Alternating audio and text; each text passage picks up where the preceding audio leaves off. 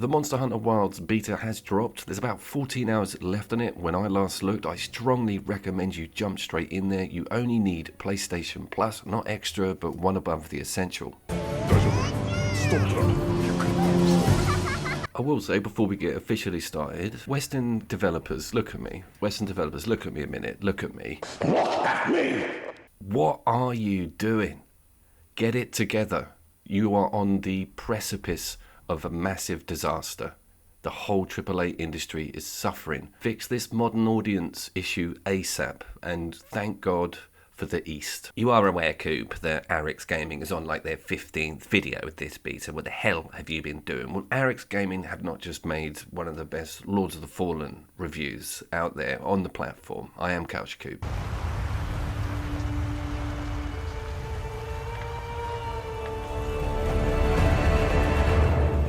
For a beta, there is quite a lot here. I managed 4 monsters, 2 minor, 1 medium, and a major, which we'll get to at the end of the video, and all 14 weapons are featured in it. Nothing new to my knowledge, just the standard additions that we saw in Rise and World. Now, this is my take on this game as far as I can see within this beta. This is the coolest parts from Rise, all of that amazing world sort of immersion with the map and detail and indigenous life, but no wirebug. Do have that claw winch from World being pushed a little bit more, quite a lot of variables on projectiles and loads environmental hazards. It's very much pushing on that.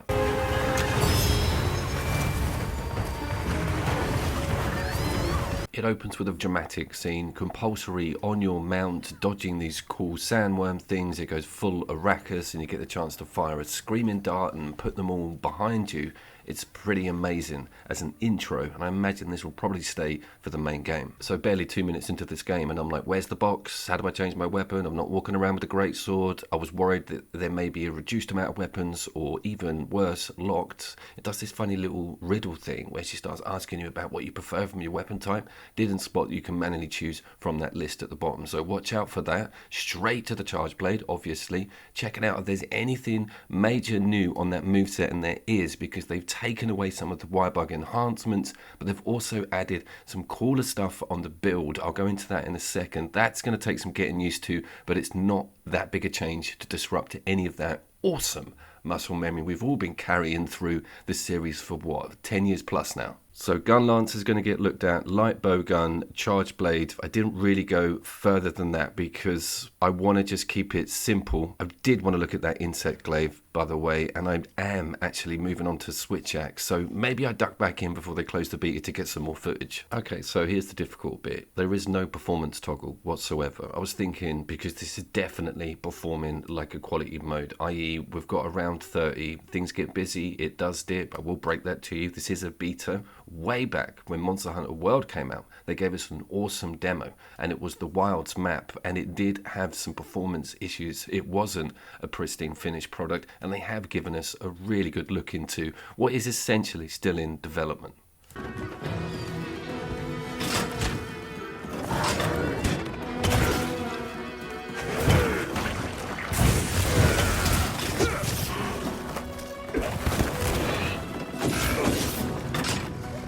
So you get introduced to a slightly new mechanic on L2 if you're using a close quarters weapon. L2 will be an aim if you're using anything ranged, so you will always see this new red dot that's on the beast, which is basically a wound spot. It's very cool. You get increased damage if you hit it. It's normally on quite an awkward part, and there could be several. It's very satisfying, and it kind of breaks down the fight a bit more, giving you something very much targeted to aim for, particularly if you're using some of that ranged weaponry. But it's great to catch it in your swing if you've got some of the longer, bigger, chunkier weapons going. We do still have the aim manual look, which is cool. I'm worried that we're going to make this full always locked onto the monster Dark Souls style, but they haven't. They've kept with that tradition, which is very much important. I don't mind this Toad dude. He's pretty cool. He has got to be on the bottom rung. They never show us too much late or mid-game monsters within these betas, and he almost looks like a step up from his indigenous life equivalent.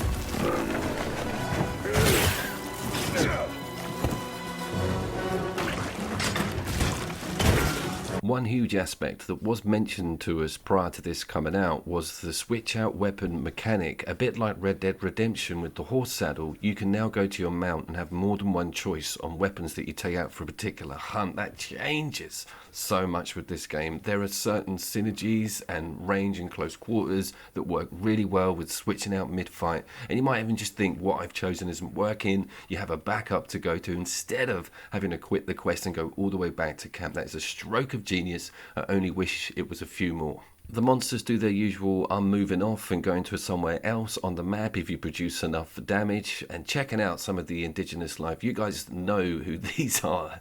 There was a particular weapon that you needed like a wing. You had to poison them. You couldn't hit them normally in the previous games. I think you guys will remember.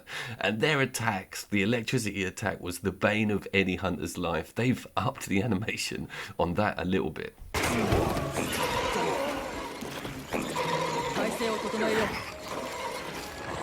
There's also like quite a few more nuances on the weapon wheel and equipment. You kind of have two layers. It took me a while to actually get hold of my trap, electricity trap, which was in the saddle of the mount, and then bring it into the field, then actually deploy it. But it all sort of fell into place. But just be aware that you do need to sort of read a few instructions to work out where the new hotkeys are.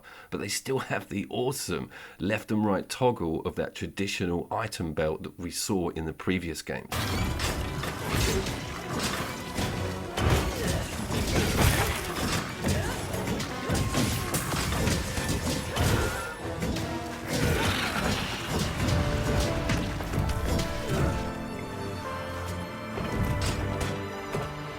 So it's very much back to the hub after that, which looks quite temporary. I don't imagine this is the huge full game hub. It's almost like a nomadic setup. You can't access the blacksmith lady just yet, and I did check out to see if the photo mode was accessible coming out of a quest, because it was refused at the start of the game, and it just says not available on the beta after the first monster. You get this screen. I was like, oh no, it's going to chuck me out. It's over. But I don't know why they keep putting the old thank you very much screen up when you've got at least 3 more beautiful monsters to take on.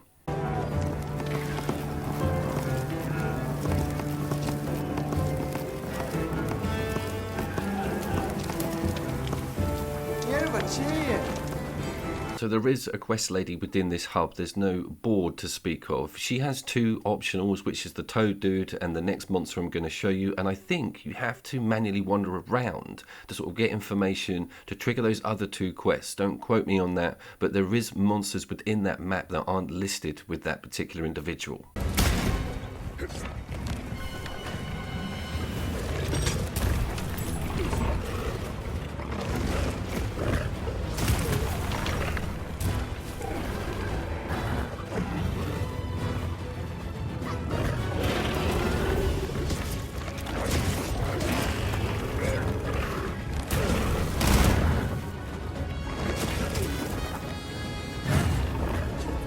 So this is the Dogma engine from the recent sequel. If you know that game well, you know about its performance issues. The resolution is absolutely amazing on it, however, and the particle dissipation and just detail on every goddamn thing that exists within it is kind of industry leading. They just need to work on this performance, which I think they will, but the busy activity that's going on with this fight, the deal is you have to go into a pack of them, get the alpha, rile him up enough for it to trigger the quest, and then you have your fight from there on in. So it's really cool. You have to sort of select the bigger dude and then get their attention enough to be able to actually fight them officially.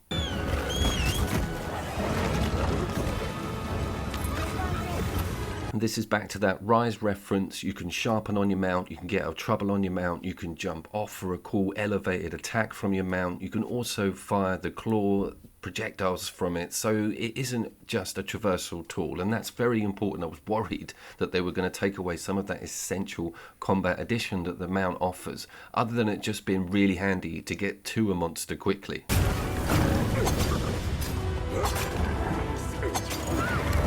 And we do also have the manual mount. This is super important. This is more in the direction of world. You don't control the monster. You're moving around to look for that wounded patch, essentially, and you're sort of dealing with inbound attacks coming from the beast that you're on. So very similar to the world system, but a slight bit more of meta added with that red dot wounded mechanic. So I've moved over to that light bow gun, particularly because this thing's got dots all over it, and I'm thinking this is a great opportunity to switch out, try out the weapon, and get some targeted damage in. Now this has got a drum magazine special on it, so Circle doesn't put the mines down anymore. You put this massive clip on, and you can fire out at high speed, and it works on all of the ammunition. That one is going to take some exploring from me. At this point, the smiles are absolutely ridiculous. I'm yelping like a little kid because this game is so familiar to me, but this engine so new, the monsters completely fresh, and everything looking impeccable. 9th gen. I am having the time of my life. I cannot believe it's a timed beta. Why can't they just give us a demo, keep that live for at least 6 months?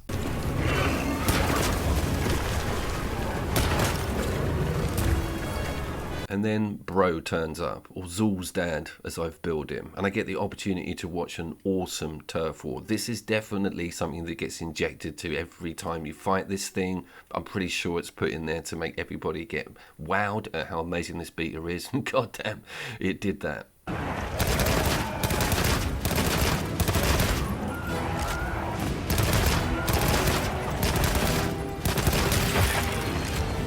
Also, check this change in weather and lighting out. We're moving out of that electrical storm and into broad daylight, and my god, this game absolutely pops on the HDR when that blasted sun actually starts shining and you can see a lot of detail both on the monster and in the environments.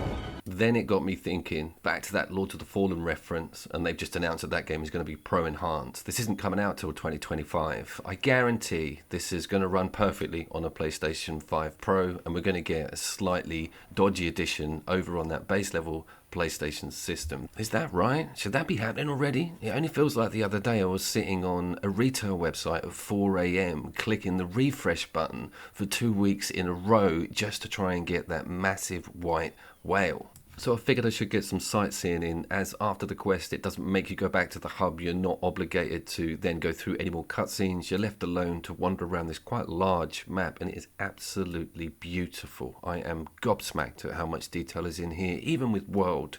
It shines, and those maps were one of the best in the entire series. Also, no load screens, and I was asking myself the question, how are they going to switch out the biomes? They'll probably be all connected, right? This is not all we're going to see with terrain. I think this full game is going to be absolutely huge, and they'll probably bolt on Iceborne equivalents. You guys remember how that all worked. At this stage also, the frames aren't misbehaving either. There's not too much activity in and around me. When you start fighting more than one larger monster, you're going to notice some issues. Let's all hold our breaths and see what we get with the final game. If there's a performance mode, I think I may go directly to it, but they will always get these things more fixed than what you're seeing in a beta. Yeah, keep telling yourself that, Coop.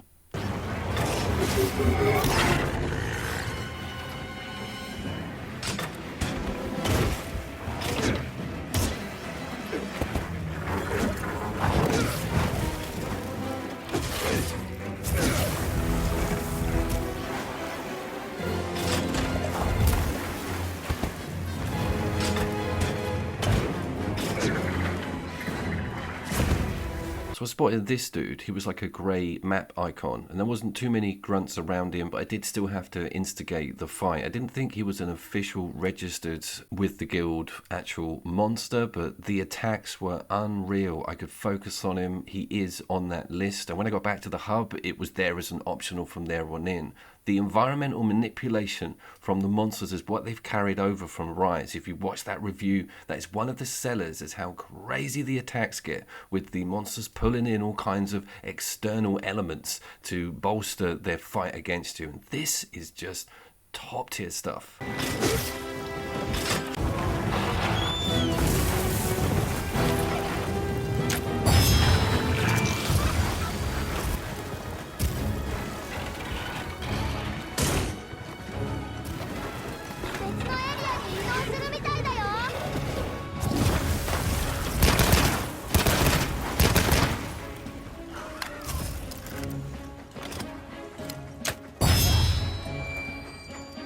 actually panned out to be one of my more favourite fights of the entire beta. The mount is so cool. You can go up and down the body of the beast and avoid his tail and whip attacks. There's also more than one wounded location on the dunes, jumping off the top of them, using your mount to get around him quicker, and the pits that it creates that you fall in. This is also, if you're not aware, a unique monster to Wilds, so it's the first time I've seen or fought something of this magnitude. Magnitude? It's a giant slug goo. I'm just trying to create a bit of buzz.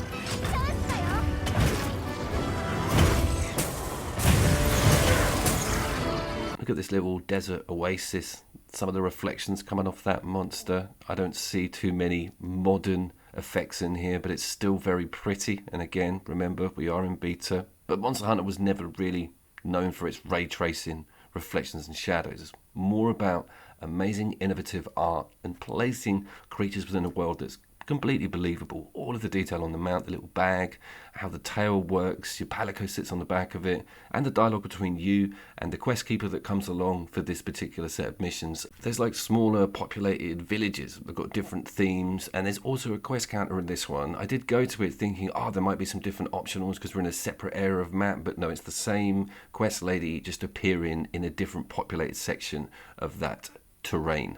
They have also kept in their ad hoc camp mechanics. So if you find somewhere cool, there will be a setup from there on in, and then you'll be able to sort of replenish, restock, or even upgrade, I imagine, at putting new camps down in different areas. Now let's look at the coolest bit of this whole goddamn demo. I don't know if it's planned. I don't know if you have to hang around this particular area, wait for that storm to come in, but when it does, Jesus H. Christ.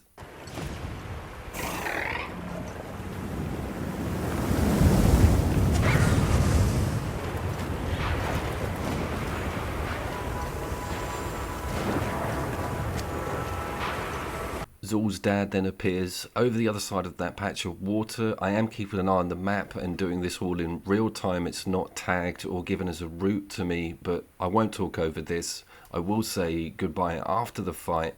What a beta. Thank you, Capcom.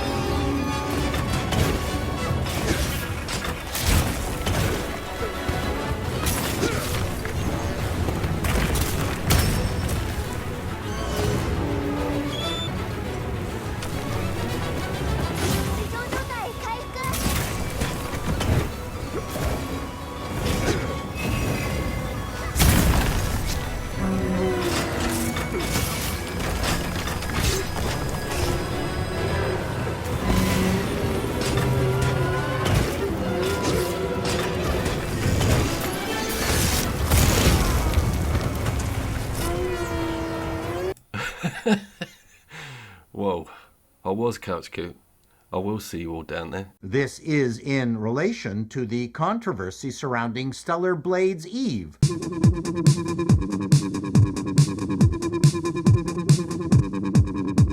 It's perfectly fine to have an animation style, especially in a game, but when you're appropriating someone else's image and then changing it, it becomes an issue. And that means you're probably gay. I totally agree. People are going to be jacking it off to her. So what if somebody is jacking it off to her? They paid the money. I don't know what you're talking about. Over here we can see the ass cheeks, which is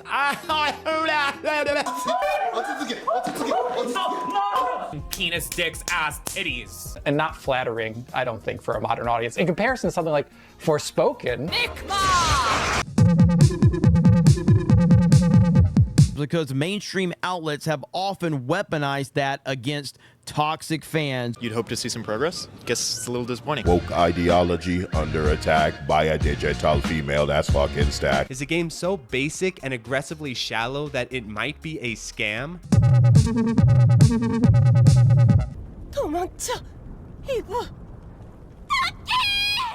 농약에 대한 설명이나 광고 주문이겠지만요.